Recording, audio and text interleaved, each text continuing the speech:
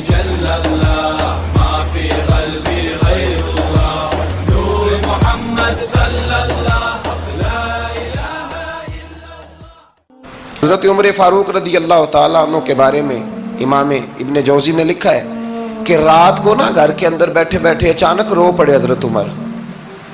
62 سال عمر ہے، خلافت کے آخری ایام چل رہے ہیں تو رو پڑے ایسے ہی گھر میں بلا وجہ ہی۔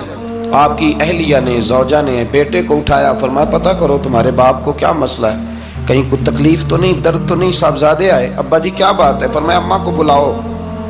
سب لوگ جمع ہو گئے تو جناب عمر فاروق رضی اللہ تعالیٰ عنہ فرمانے لگے کہ بیٹھو میرے ارد گرد۔ سب بیٹھ گئے تو فرمانے لگے آج جب میں مسجد سے نکلا تھا تو میرے نبی پاک کے سچے صحابہ، سچے رسول کے سچے صحابہ، حضور کے سچے غلام یہ کہہ رہے تھے کہ عمر بڑا ہی اچھا ہے، عدل والا ہے، انصاف والا ہے۔ تو ابا جی اس میں رونے والی کیا بات ہے؟ تو فرمانے لگے ڈر یہ لگتا ہے کہ باہر تو میں اچھا تھا، کہیں گھر میں تو نہیں کوتاہیاں کرتا رہا۔ میری بات پہ توجہ کرنا، کہیں گھر میں آپ باتیں سن لیں تو شاید جتنی میں کرتا ہوں دوسرا کار ہی کوئی نہ سکے، لیکن جب عمل کے راستے پہ ہم نکلتے ہیں تو وہ مسدود ہے، وہ بند ہے۔ عمل کس نے کرنا ہے؟ آپ کوئی آیت پڑھیں تو یہاں غلطی نکالنے والے 20 لوگ مل جائیں گے، 20 لوگ، لیکن اس آیت پہ عمل کرنے والے کتنے ملیں گے؟ تو حضرت عمر فاروق رو رہے تھے، کہنے لگے کہیں تمہارے حقوق تو نہیں پامال کرتا رہا۔ تو آپ کی اہلیہ نے جب سنا تو وہ کہنے لگی عمر مجھے تو بڑا پرانا شکوہ ہے، آپ کا جاہ و جلال اتنا تھا میں بات نہیں کر سکی۔ عمر تم نے سارا دن مسجد میں گزار دیا اور ساری رات نقاب اوڑھ کے مدینے کی گلیوں میں گزار دی، میں تو زندگی کی کوئی خوشی دیکھ ہی نہیں سکی۔ چاہ تو میرے اندر بھی تھے نا کہ میرا شوہر کچھ گھڑیاں بیٹھتا، کہیں مجھے لے کے جاتا، تو میں تو کچھ نہیں دیکھا، مجھے بڑا شکوہ ہے۔ تو حضرت عمر کہنے لگے چل اللہ کی رضا کے لیے معاف کر دے۔ بھئی معافی بیوی سے نہیں مانگی جا رہی، معافی اپنی غلطی کی مانگی جا رہی، یہ سمجھ لیں۔ بیوی کے لیے تو خاوند کا بہت بڑا مقام ہے نا، لیکن یہاں غلطی کس بات کی ہے؟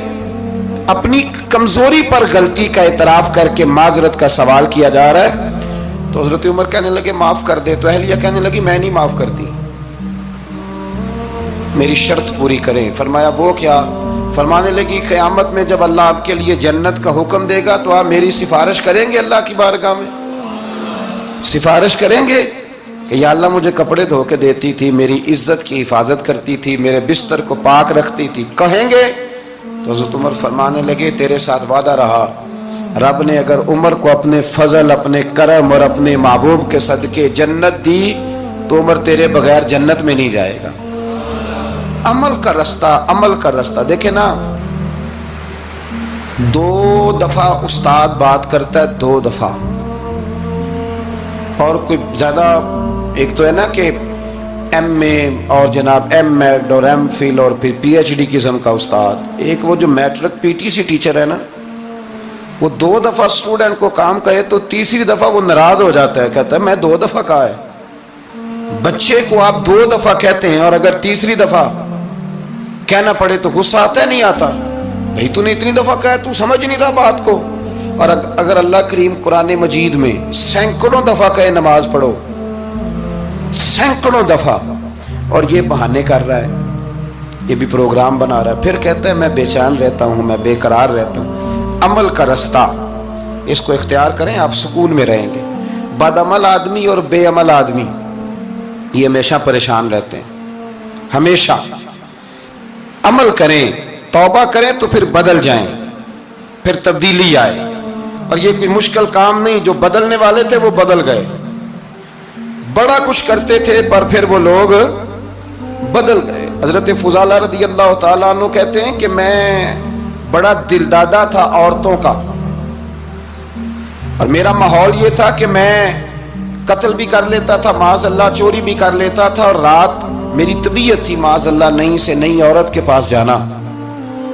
کہتے ہیں ابو جہل نے اعلان کیا کہ جو نبی پاک علیہ السلام کا سر اقدس معاذ اللہ کاٹ کے لائے گا، نقل کفر کفر نہ باشد، 100 سرخ اونٹ انعام ملے گا۔ تو میں نے ارادہ کر لیا کہ میں بہت سارا انعام حاصل کروں گا۔ قرآن مجید میں نا اللہ فرماتا ہے کہ بہت سارے لوگ ایسے ہیں جنہیں اگر میں رزق میں کشادگی دے دوں، زیادہ پیسے دے دوں، فرمایا باغی ہو جائیں، وہ سرکش ہو جائیں۔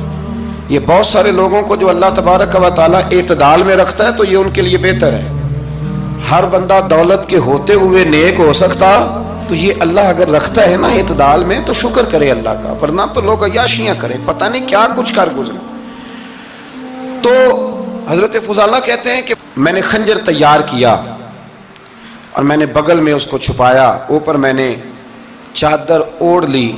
اب مجھے پتا تھا ظہر کی نماز کے بعد نبی پاک صلی اللہ علیہ وسلم طواف کعبہ کے لیے، بیت اللہ شریف کے طواف کے لیے جاتے ہیں. کہتے ہیں میں بھی اس طرف بڑھا. رستے میں نا وہ خاتون جس کے گھر میں نے رات آنا تھا، میں نے دروازے پہ دستک دی. میں نے کہا کہ تیار رہنا، تیار رہنا، آج میں بڑے پیسے لے کے آؤں گا. اسے میں نے یہ کہا اور پھر میں چلا گیا بیت اللہ شریف کا طواف کرنے. کہتے ہیں اللہ کے محبوب بھی طواف کر رہے تھے تو میں نے بھی طواف شروع کر دیا.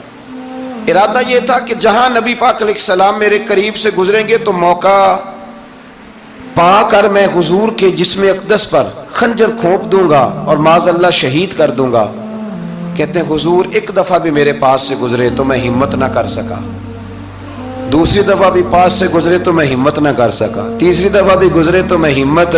نبی کریم صلی اللہ علیہ وسلم 2-3 دفعہ گزرے تو فرماتے ہیں کہ مجھے موقع نہ ملا، اس لیے کہ حضور فرماتے ہیں اللہ نے روب کے ساتھ میری مدد فرمائی، دشمن پر میرا روب طاری ہو جاتا ہے. فرماتے ہیں جب چکر پورے ہو گئے تو محبوب کریم نہ چھٹے چکر پہ فرمانے لگے فضالہ چکر ایک رہ گیا ہے، بے خبر ہو جو غلاموں سے وہ آقا کیا ہے، ایک پھیرا رہ گیا ہے. کہتے طواف مکمل ہو گیا تو محبوب میرے قریب آئے، فرمایا وہ کام کرتے کیوں نہیں جس کے لیے آئے تھے. میں نے عرض کی یا رسول اللہ کون سا کام، کیسا کام؟ اندر تو چور تھا نا، بانج فقیروں کسے نہیں ماریا اے ہوئی چور اندر دا، اندر چور تھا نا. کہتے ہیں حضور نے مجھے کندھے سے پکڑ کے ہلایا، فرمایا کرتے کیوں نہیں؟ جب حضور نے ہلایا تو وہ خنجر بھی پیروں میں گرا اور میں بھی رسول اللہ کے پیروں میں گر گیا. میں نے کہا حضور مجھے کلمہ پڑھا دیں. کہتے ہیں حضور نے پہلے میرے دل پہ دست مبارک پھیرا، پھر میرے نبی نے مجھے کلمہ پڑھا دیا. اب نا مرید ہونے والا کہتا ہے کہ جی آہستہ آہستہ میں ٹھیک ہو جاؤں گا. اب وہ آہستہ آہستہ کا کیا ترجمہ ہے یہ بالکل سمجھ نہیں آتی. بھئی کسی بندے سے 5 لاکھ روپیہ لینا ہے تو اس سے وہ کہتا ہے جی میں آہستہ آہستہ دوں گا، 500 روپیہ دے دیا کروں گا روز کا، تو کہتے ہیں میری رقم خراب ہوتی ہے، پورے دو. اور نیکی کی بات جب آتی ہے تو کہتے ہیں حضرت صاحب دین اتنا سخت نہیں ہے، میں آہستہ آہستہ ٹھیک ہو جاؤں گا. اب میں مغرب عشاء پڑھنی شروع کر دی ہے میں نے، اب میں تسبیح لے لی ہے کل میں نے، بھی آہستہ آہستہ میں ٹھیک ہو جاؤں. یعنی رقم لینی ہو تو وہ آہستہ آہستہ قبول نہیں ہے. لیکن اور مکان کی رجسٹری اگر کرانی ہو تو مالک مکان کہے کہ آہستہ آہستہ کرا لو. کہتے ہیں پیسے پورے دیے، سویرے چل اور بیان دے. یہ کیا بات ہوئی؟ یہاں یہ جو ہمارا ماحول تھا نا کر لیں گے ہو جائے گا، یقین کریں لوگ قبروں میں چلے گئے ہیں پر مسجدوں میں نہیں آئے. ہر کام سے لوگ ریٹائر ہوئے پر گناہوں سے ریٹائر نہیں ہوئے. آخر تک تباہی اتر گئی لیکن لوگ بدلنے کو تیار نہ ہوئے. حضرت فضالہ کہتے ہیں ابھی میں نے کلمہ پڑھا، ابھی میں واپس آیا، رستے میں وہ بی بی کھڑی تھی. کہتے ہیں میں وہ شخص تھا کہ عورتیں مرتی تھی میرے اوپر اور کسی کی جرت تھی کہ وہ آئیں بائیں شائیں کرے، لیکن فرماتے ہیں میں بی بی کے پاس سے گزر گیا. پہلے تو اس کا خیال تھا رکے گا، لیکن جب میں رکا نہ تو دروازے پہ آئی، اور جب میں گزر گیا تو اس نے آواز دی، لیکن میں نے سنی انسنی کر دی. جب آگے بڑھا تو میرے پیچھے دوڑی. فرماتے مجھے پکڑ کے کہنے لگی فضالہ تجھے کیا ہوا، تو وہی نہیں جو یہاں سے گیا تھا؟ آپ فرماتے میں کبھی نہیں رویا تھا، میں کبھی نہیں رویا تھا. اور جب کہا نا تو وہی نہیں، کہتے میں نے سر اٹھایا تو میری آنکھوں میں آنسو تھے. میں نے کہا میں جو گیا تھا وہ نہیں ہوں، اب تو میں محمد عربی کا غلام بن گیا، اب میں وہ نہیں ہوں. اب نہیں ہو سکتا کہ کوئی میری نظر میلی ہو جائے، یہ کیسے ممکن ہے؟ اب نا اسلام کی تعریف ہم نے یہ کی ہے کہ خبردار کوئی ہمارے قریب نہ آئے، ہم کسی کو بات نہیں کرنے دیتے کہ ہم مسلمان ہیں، ہم بات نہیں کرنے دیتے. پتہ کیا بات ہے؟ ایک میری یہ تقریر ہوتی ہے ممبر پہ، اور ایک میرا عمل ہوتا ہے جب میں سفر کرتا ہوں، جب میں گاڑی میں بیٹھتا ہوں، جب میں دوستوں سے ملتا ہوں. جب ان دونوں باتوں میں تضاد آتا ہے نا، تضاد، تو لوگ تقریر کو جذبات نہیں کہتے، ایک فن بن جاتی ہے تقریر. آپ کو پتا ہے نا، واعظین نعت خواں کہتے ہیں میں نے محفل لوٹ لی، پھر لوگ شمار کرتے ہیں کتنے لوگوں نے سبحان اللہ کہی، پھر لوگ شمار کرتے ہیں کہ آج 5 بندے روئے بھی تھے جب میں تقریر کر رہا تھا. تو پھر یہ فن ہے، یہ جذبات کا اظہار. سمجھ لیں بات کو کہ عمل جب آپ نہیں نہ کرتے عمل، تو آپ خود بڑے بے چین رہتے ہیں کہ یار یہ میں کیا کر رہا ہوں، یہ کون سا گورکھ دھندا ہے کہ میرا عمل صفر ہوتا جا رہا ہے. ہمارے ایک استاد تھے تو وہ فرمایا کرتے تھے کہ اگر پڑھے لکھے آدمی کو تم بے عمل دیکھو تو اس سے دور ہٹ جایا کرو، ورنہ تمہیں بھی بے عمل کر دے گا. میں نے ان سے عرض کی، میں نے کہا حضور یہ کیا ہے؟ تو فرمانے لگے اپنے حضرت صاحب سے پوچھنا، وضاحت کریں گے. میں نے حضرت صاحب سے کہا جی عجیب بات کر دی ہے، علم والے بندے کے پاس بیٹھ کے تو علم آتا ہے. تو وہ فرما رہے تھے کہ علم والے بندے کے پاس اگر وہ بے عمل ہو تو بالکل نہ بیٹھنا. تو حضرت صاحب فرمانے لگے انہوں نے صحیح کہا ہے. اب بات بہت بڑی ہے، پتہ نہیں آپ کی سمجھ میں آتی ہے نہیں آتی، بہرحال کر دیتا ہوں. پڑھا لکھا بندہ اگر بے عمل ہو تو اس کے پاس، تو میں نے کہا حضور کیوں؟ فرمانے لگے اس لیے کہ وہ اپنی بے عملی پر بھی دلائل دے گا.